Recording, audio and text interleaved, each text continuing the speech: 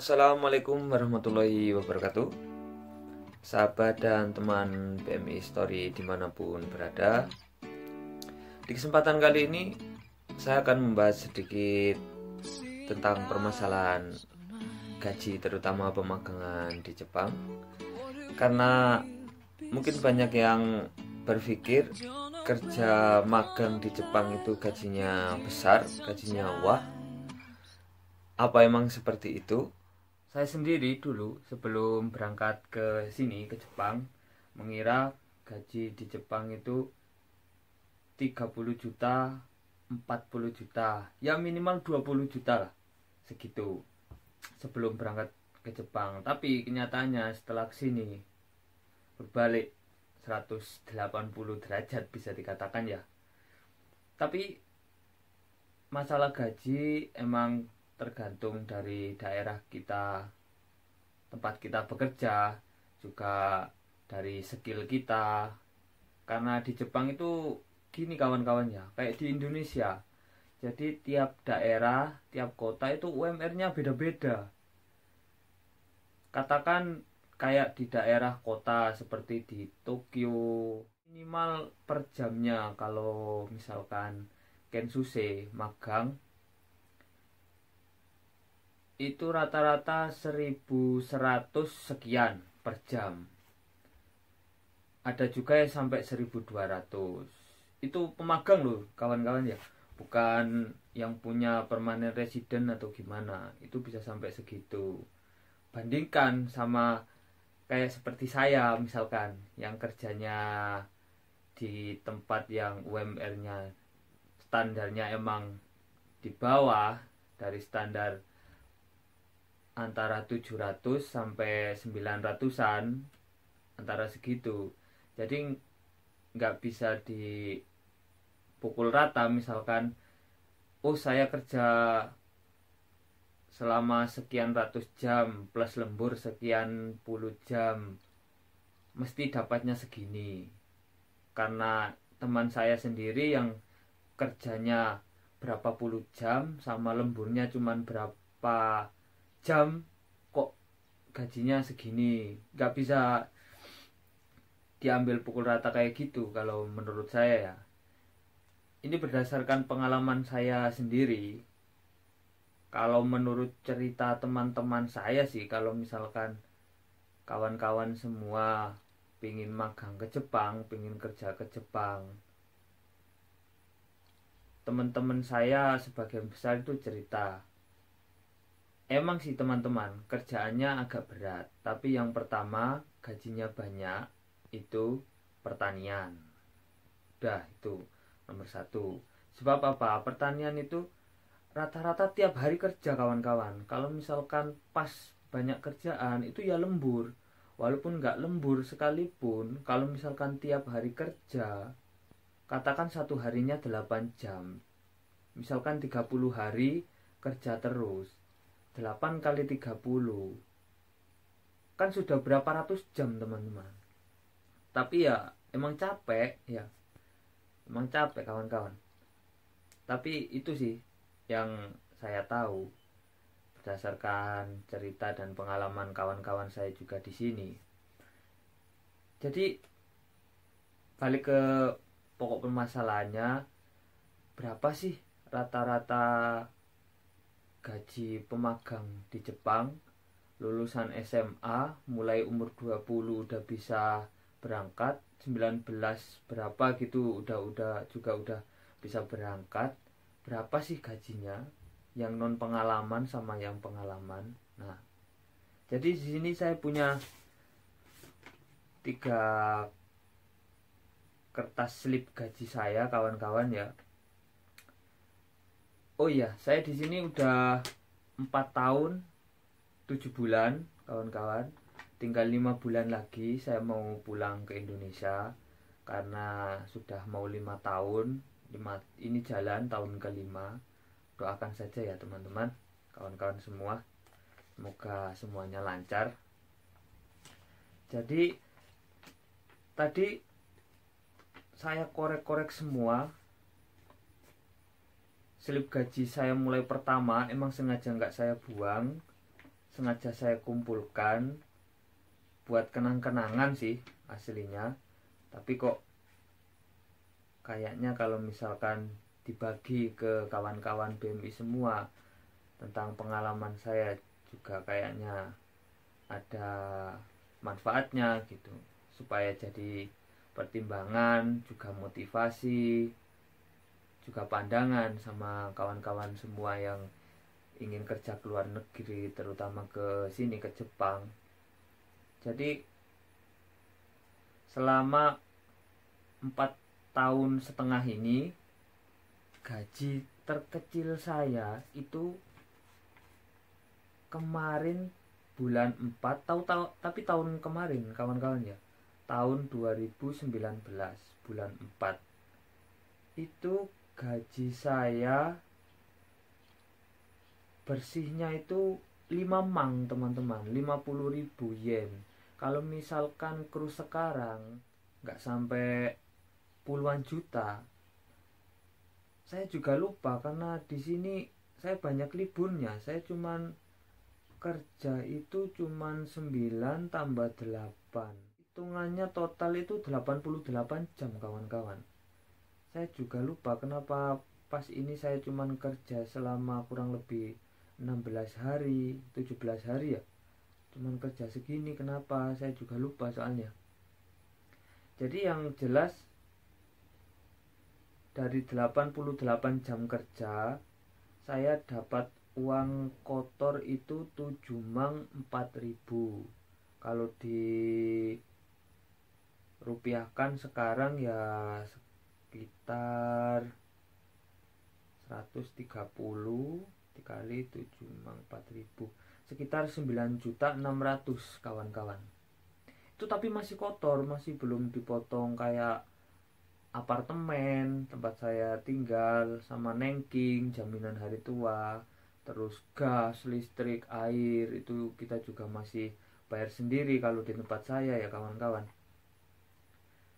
Jadi kalau udah dipotong semuanya itu tinggal sekitar 2 mang, tinggal sekitar 5 mang.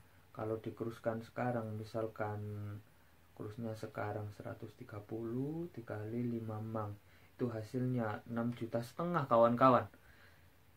Itu pun masih belum dibuat kita misalkan sokuji buat makan, kita beras juga beli sendiri.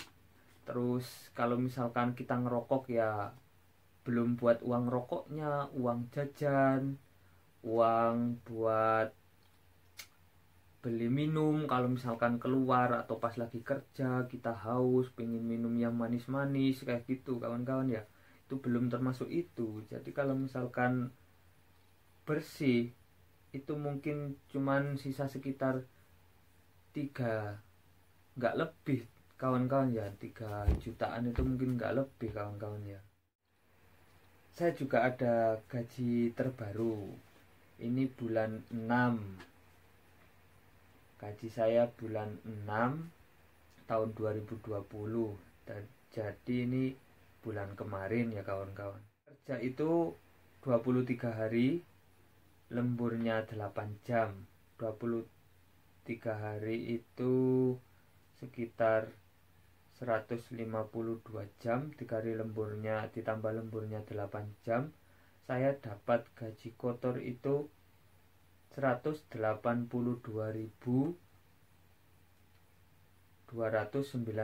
yen. Kalau misalkan dirupiahkan ya sekitar 23.600.000. Tapi itu masih kotor kawan-kawan, masih dipotong kayak tadi apartemen, listrik, jaminan hari tua, gas, air, terus masih belum buat makan. Nah, dipotong sama apartemen, sama gas, listrik, air, itu sisanya tinggal 17.290.000 kawan-kawan.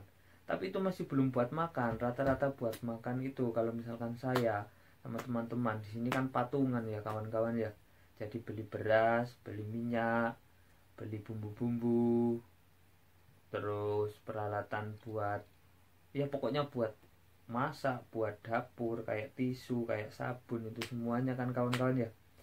Ya katakan pengeluaran 3 mang. Jadi kalau misalkan 13 mang itu saya bisa nyimpen uang, kalau ngirit itu ya sekitar 10 mang kawan-kawan ya. Kalau 10 mang sekarang dikalikan 130 kurusnya, ya sekitar 13 juta kawan-kawan, nggak lebih dari itu. Jadi kalau misalkan ada yang gajinya sampai 30 juta, 25 juta, ya bersyukur, alhamdulillah. Berarti kita dikasih rezeki lebih. Terus bagi yang gajinya kayak saya atau mungkin di bawah saya, kan mungkin ada ya, ya mungkin malah banyak ya yang gajinya di bawah saya, di bawah 10 mang gitu. Ya tetap semangat saja. Karena apa teman-teman ya? Gaji kita di sini seberapapun besar kita kerja di luar negeri, itu yang menentukan tetap poin akhirnya itu kita sendiri. Kalau misalkan gaji banyak terus kita hambur-hamburan, apa foya-foya, beli sana beli sini, beli apa, beli ini beli itu. Misalkan kita punya uang 100 juta di sini, tapi kita nggak bisa manfaatkan uang 100 juta itu tadi. Ya mungkin kita kalau misalkan pulang ke Indonesia dengan uang 100 juta itu, ya lama-lama akan habis kawan-kawan ya. Jadi ya seperti itu ya. Beda kalau misalkan kita punya uang misalkan 50 juta, tapi kita bisa kembangkan uang 50 juta itu tadi, entah itu buat usaha apa, buat modal bikin apa. Insya Allah uang 50 juta itu yang kita di sini kerja di bawah teman-teman kita gajinya, insya Allah akan lebih ini kawan-kawan ya.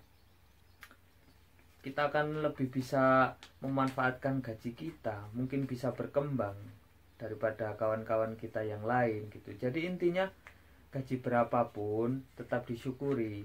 Yang gajinya banyak ya disyukuri, yang gajinya di bawah teman kita yang lain juga ya disyukuri juga.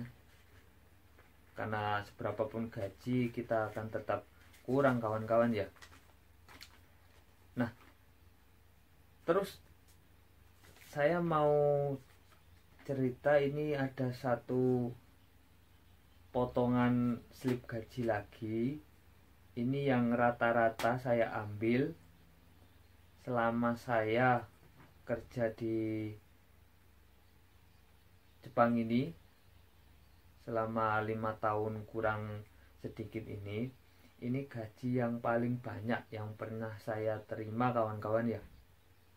Ya kalau misalkan dihitung ini 1 tahun ya nggak lebih dari 4 atau 5 kali kawan-kawan ya gaji segini ini. Kalau di tempat saya ya, maksudnya di pabrik. Kalau misalkan di tempat yang lain mungkin ya banyak ya, mungkin bisa tiap bulan kayak gini kawan-kawan ya, atau bahkan mungkin lebih dari ini tiap bulannya kawan-kawan ya. Ini sebagai motivasi dan penyemangat saja kawan-kawan ya. Jadi ini gaji saya yang paling banyak tadi selama saya 4,5 tahun di sini.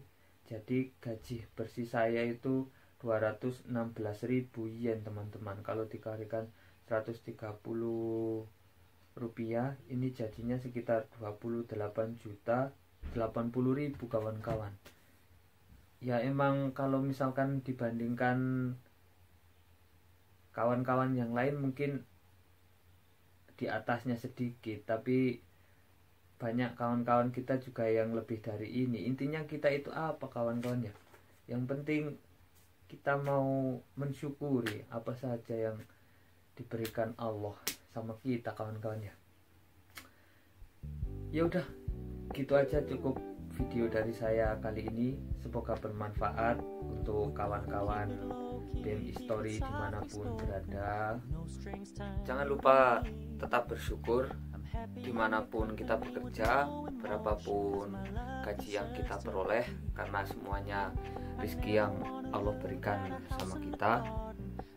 Jadi tetap semangat pada kawan-kawan dan sahabat-sahabat BMI semuanya, dan assalamualaikum warahmatullahi wabarakatuh.